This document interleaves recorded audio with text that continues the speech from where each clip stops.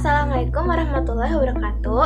Nama saya Raden Ajar Devona Kusmawardani dari kelas 9J akan menampilkan wawancara alasan saya untuk memasak sup ayam. Kenapa Mamah menyarankan saya untuk memasak sup ayam?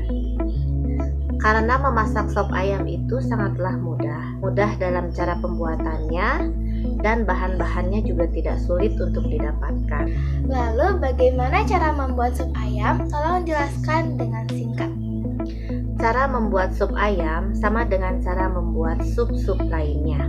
Caranya yaitu pertama-tama rebus ayam sampai matang. Setelah ayam itu matang, buang air hasil rebusan tadi. Setelah itu, ayam disisihkan dan kita mulai memotong-motong wortel.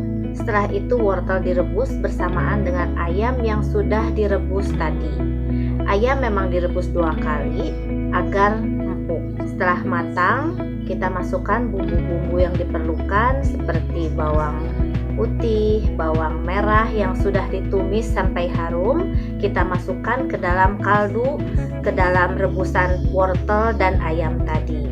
Setelah itu masukkan garam, gula, merica sesuai selera dan dihidangkan selagi hangat.